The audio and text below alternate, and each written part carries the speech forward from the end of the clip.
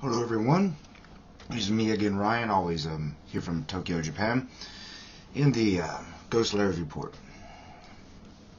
Well, this video is something that I've thought about doing for a while, but kind of put off because it's not easy to report on or talk about without people flying off the hinges and not wanting to really deal with this issue. Right now, as we all know, Tepco pretty much has come to symbolize everything that's wrong with the nation of Japan. Ever since this whole nuclear meltdown situation, it's been pretty much daily of the things that are come out about Tepco. Everything from cronyism to corruption, examples of weak regulation, and even empathy. So, after so long of this going on and so much coming out, it gets to the point to where you just see so much of it, and I take in so much of it that I don't really talk about all of it. But this one is one that I really finally think I need to do a video on. It's this problem that has been swept under the rug, often referred to as the nuclear mafia here in Japan. Now, since we are talking about Japan and we mentioned mafia, what we're talking about is, of course, the Yakuza. And nuclear, as we mean nuclear industry, especially Tepco. Now, here's the way it goes, right? Now, I have a lot of different sources for this, and I could report on it from different sources, but I'm looking at the Atlantic for this. All right, now, the Atlantic has done some really good reporting on this in the past, so I thought I'd use them as a reference for everyone, right? Now, the Atlantic Wire, back in June of last year, talked about this. They got it from an expose done in a weekly magazine called the Shukan Bushon. They reported that Tepco admitted that they could not account for 69 of its plant workers could not be located for radiation checks. 30 of them were found to not even have had their names recorded. Now, this, of course, raised a lot of questions about how the workers were recruited, how they were paid, how they were monitored for radiation exposure, or vetted, basically means fired, or checked out, before they were even allowed to work there, and they weren't watched or monitored very well. Now, at that time, the Atlantic also reported that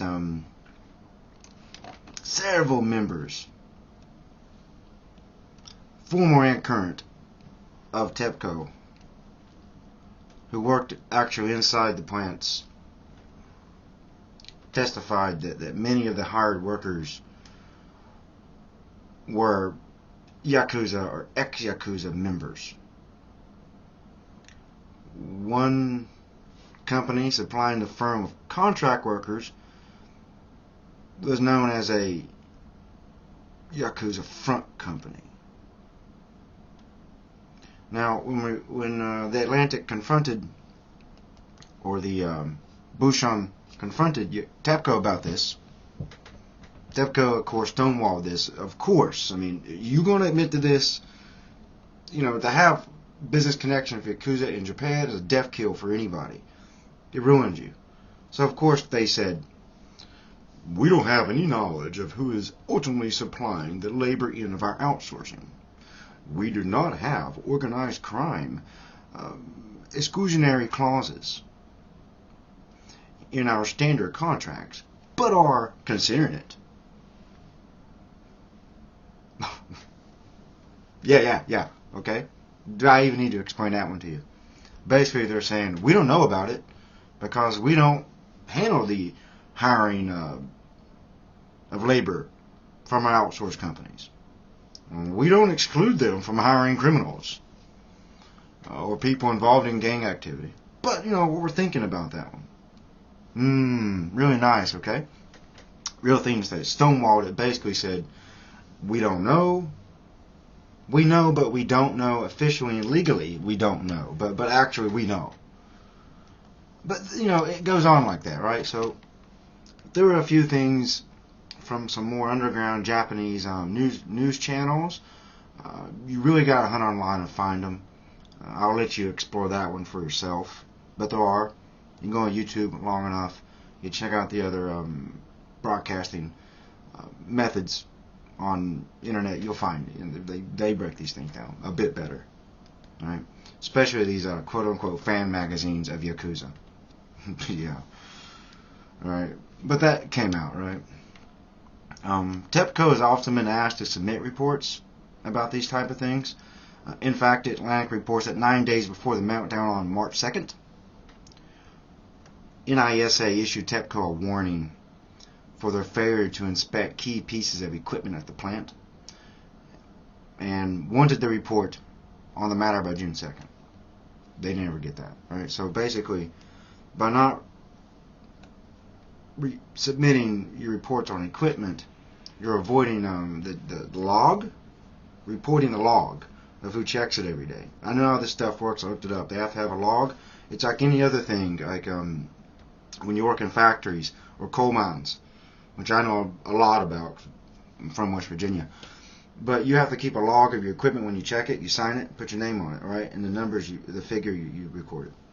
If they resubmit that, all those names on that log will be there, and they'll show up Yakuza members will be on those logs because they got to sign it. They have to sign it. The foreman cannot check off that equipment's been checked every day so they can turn it on and operate it unless the man operating the equipment has signed it and said it's cool.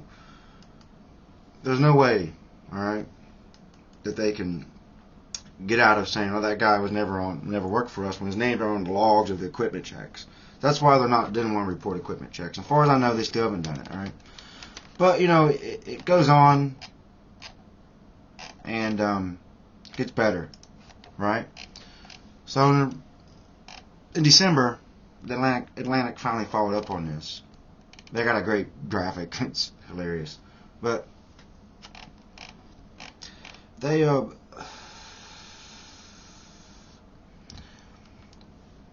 first they review their new report about how Yakuza had ties, and we went over that. But that's only like the surface of it, right? They mentioned this new book that I really suggest you check out. It's been out for a few months called Yakuza and the Nuclear Industry: Diary of an Undercover Reporter Working at the Fukushima Plant. It's written by a former Yakuza fan magazine editor, Tomohiko Suzuki.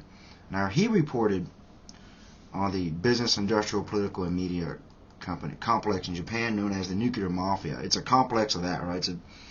It's a mix of dirty things going on, right? So the book has got a lot real controversial. You should check that out, right? But it's not the industry ties to the antisocial forces, which that's what they call Yakuza in Japan. It's a PC word, antisocial forces, which means either the Yukudentai or the Fourth Reich neo-Nazis or the Yakuza. All right. It's not that the ties were unknown. Engineers who worked for the firm for decades, had noticed the practice of employing Yakuza members at nuclear power plants all the way back in the early 1990s and all the way through the 90s. Police sources also recognized Yakuza had been supplying labor to these plants for decades. Okay, so the Japanese police know this is happening, right? And it's no secret engineers in the nuclear industry in Japan know about this. Okay? Basically, the Yakuza treat the nuclear industry as a last resort for those who have nowhere else to go. And if you're in this type of business, you got no other way to make money, you start subcontracting out the nuclear plants. So it's not something that Yakuza like, and they don't consider it to be some honorable business to be involved in their line of work. All right. So they say basically there's two lowest forms of doing business in Yakuza. You work in the nuclear industry, or you sell women on the street. Yeah, so it's not even something that Yakuza like, right? But the Tepco's making a lot of money off this. They save so much money. It's illegal practice for a subcontractor to subcontract their work out to individual subcontractors, and that's how Yakuza does it. They'll get a contract deal from a Yakuza front company. That Yakuza front company subcontracts it, and what the Yakuza guy who's got the subcontract in his hand sit there and does basically is subcontract that work to an individual, to where the individual becomes the employee and the company working for Tepco, which means Tepco can wipe its hands clean of even caring about this guy working at their plant in some of the most dangerous, sensitive areas of the plant. So, so that explains why they're doing it. Exactly. Okay, it's about money. It's about not taking care of your own people. All right. Now, this has been going on for decades. Officially, they call it unacceptable. Now, this controversy has become so great that after the incident, that Tepco pledged back on July 19th of last year to try to keep the Yakuza members from participating in the reconstruction of the power plant and related projects. Clean house and kick them out, right? Hey, I got no problem with that, man, okay? That don't mean you'll be more liable to your own employees and you'll get these dirty influence out of the nuclear industry in Japan. Okay, fine. Go for it, right? Now, they claim they've been working with the Japanese National Police Agency, the JPNA, to accomplish this, but inside sources, according to the Atlantic, have reported that the agencies are dubious. It's interesting language as to whether they have had any real results because of the system and how it's done, right? That's exactly why they're having trouble if they have any real results, right? So if you come down on the Yakuza front company, okay, for and ask them like, who's your subcontractors? Who'd you been subcontractors to? Okay, all the Yakuza companies got to do is basically disappear. All right, they have disappeared. They're gone. All right, the subcontractors. Well, you ain't gonna find that record list, are you? Because Tepco doesn't have a record of it because of the subcontractor, so they're not required to. They only have to keep the contact information with the original subcontractor. Right, so they disappear. They're gone. Right, subcontractor. What he'll sit there and do is say, okay, guys, now he'll send some paperwork, probably to Tepco. It's the only way I can really see they're going to find out if they had any real success is to watch these application requests coming in from Tepco and watch closely how they're filled out. Because if this guy, these individuals, these subcontractors telling these individuals he has subcontracted to be individual employee owners of their own company, which their own company is their actual name because you're individual. Yeah, you see why subcontracting the subcontract work is illegal in Japan. We get into this, right? This is the problem you have, right?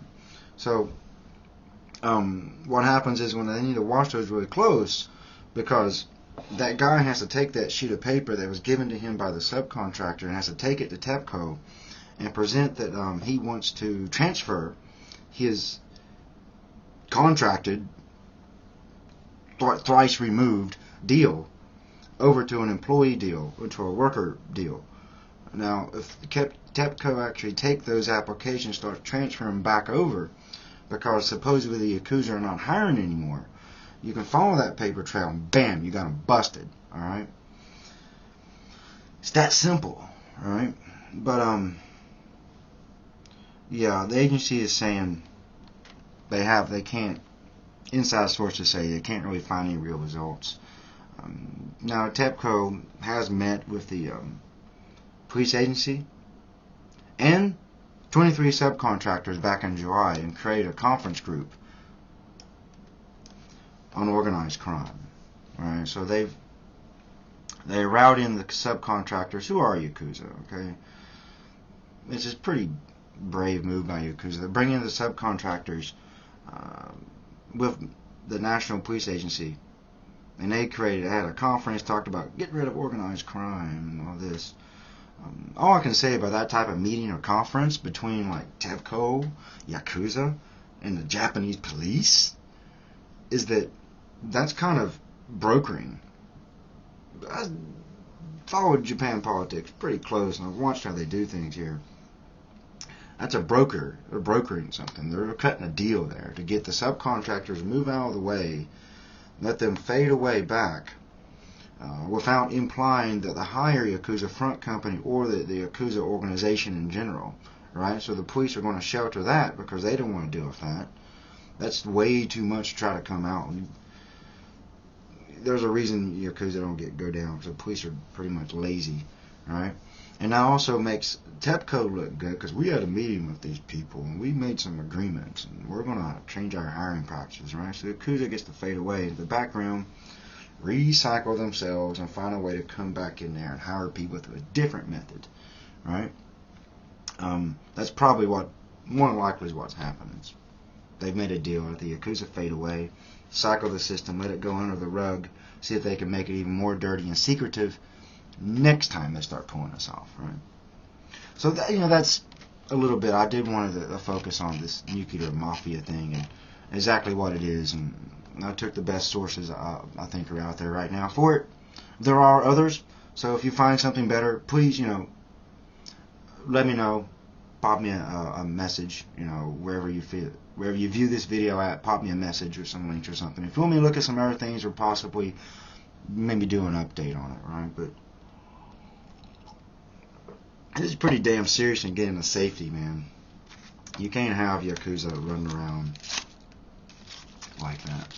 You can't have that type of labor practice. I mean, your workers get away with murder, and you don't have to watch things as close, and it's going to create more corruption because they got to hide those equipment check logs, which that compromises safety, right? And they get in trouble in that way. So you see how this just rolls, makes things worse, not better, right? Which is probably why I am a big advocate of following proper labor law and proper labor standards, and not letting those things slide under any circumstances. Even if your company is having financial trouble, you meet the labor standards, and you try to go at least one step higher than what the labor standard is. For those reasons is to keep your company healthy and maintain a harmony between your workers and your company, so your workers will be motivated and will basically do what you want.